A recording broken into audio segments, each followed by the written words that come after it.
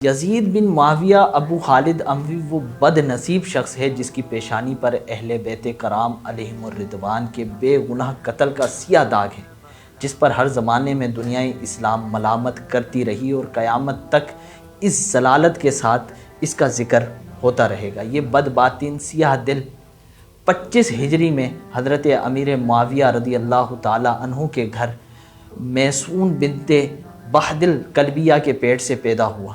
نہایت ہی موٹا بدنما جسم پر بہت زیادہ بال تھے، اس کے بد خلق تھا، پیٹ نکلا ہوا تھا، فاسق و فاجر، شرابی، بدکار، ظالم، بے ادب، گستاخ تھا۔ اس کی شرارتیں اور بےہودگیاں ایسی ہیں جن سے بدماشوں کو بھی شرم آ جائے۔ حضرت عبداللہ بن حنظلہ رضی اللہ تعالی عنہ نے فرمایا کہ خدا عز و جل کی قسم، ہم نے یزید پر اس وقت خروج کیا، یعنی کہ مخالفت کی، ہم نے اس کی بیعت نہیں کی جب ہمیں یہ اندیشہ ہو گیا کہ اس کی بدکاریوں کے سبب آسمان سے پتھر نہ برسنے لگیں۔ یزید نے محارم رشتہ دار جن سے نکاح کرنا حلال نہیں ہوتا، ان سے نکاح کو رواج دیا، عام کیا، سود پبلکلی عام کر دیا، مدینہ طیبہ اور مکہ مکرمہ کی بے حرمتی کی۔ مکے اور مدینے پر حملے کا واقعہ یہ ہے کہ امام حسین کی شہادت کے بعد یزید نے مسلم بن عقبہ کو 12,000 یا 20,000 کا لشکر دے کر مدینہ طیبہ پر چڑھائی کے لیے بھیج دیا، یعنی کہ جنگ کے لیے بھیج دیا۔ اس نامراد لشکر نے مدینہ شریف میں وہ طوفان بدتمیزی برپا کیا کہ اللہ پاک کی پناہ، قتل و غارت گری، طرح طرح کے مظالم رسول اللہ صلی اللہ علیہ وسلم کے پڑوسیوں پر کیے گئے۔ وہاں کے رہنے والوں کے گھر لوٹ لیے گئے، 700 صحابہ کرام سمیت 10,000 سے زائد مسلمانوں کو شہید کر دیا گیا، لڑکوں کو قیدی بنا لیا گیا۔ ایسی بدکاریاں اور بدتمیزیاں کی جن کا ذکر کرنا ناگوار ہے۔ مسجد نبوی شریف کے ستونوں کے ساتھ گھوڑے باندھے گئے، 3 دن تک مسجد شریف میں لوگ نماز نہ پڑھ سکے۔ مدینہ منورہ کی گلی کوچوں میں حضرات صحابہ تابعین کا خون پانی کی طرح بہایا گیا۔ اسی طرح نواس رسول ہی کی شہادت کے بعد مدینے پر حملہ کرنے کے بعد مکہ مکرمہ پر یزید نے حملے کے لیے لشکر بھیج دیا۔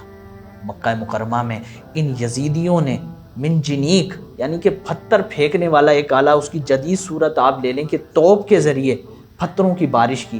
اس پتھروں کی بارش سے، سنگ باری سے حرم شریف کا صحن مبارک پتھروں سے بھر گیا، مسجد حرام کے ستون ٹوٹ گئے، کعبہ مقدسہ کے غلاف اور چھت کو بھاری نقصان ہوا اور آگ بھی لگ گئی۔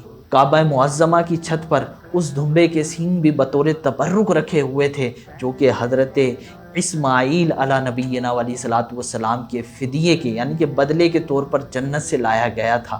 وہ سینگ بھی اس آگ میں جل گئے۔ وہاں کے باشندے رہنے والے سخت مبتلا ہوئے مصیبتوں میں۔ الغرض یہ کہ یزیدیوں نے برائی کا ہر وہ کام کیا، ہر وہ گناہ کیا جس سے شریعت مطہرہ نے منع فرمایا تھا۔ جس وقت یزید تخت سلطنت پر بیٹھا 60 ہجری تھی، جس کے بارے میں صحابی رسول حضرت ابو ہریرہ رضی اللہ تعالیٰ عنہ اکثر دعا کیا کرتے تھے، اللہم انی اعوذ بک من رأس الستین و امارت الصبیان۔ اے اللہ، میں تجھ سے 60 ہجری کے آغاز اور لڑکوں کی حکومت سے پناہ مانگتا ہوں۔ ان کی یہ دعا قبول بھی ہو گئی اور 59 ہجری میں آپ نے مدینہ منورہ میں انتقال فرمایا۔ یہ کیوں تھا کہ یہ آقا علیہ الصلوۃ والسلام سے اس ہجری کے بارے میں سن چکے تھے۔ ایک فرمان ہے آقا علیہ الصلوۃ والسلام کا، آپ فرماتے ہیں کہ میری امت میں عدل و انصاف قائم رہے گا، اس میں سب سے پہلے جو رخنہ ڈالے گا اس کا نام ہوگا، یعنی کہ اس کو بگاڑے گا عدل و انصاف کے نظام کو، اس کا نام ہوگا یزید۔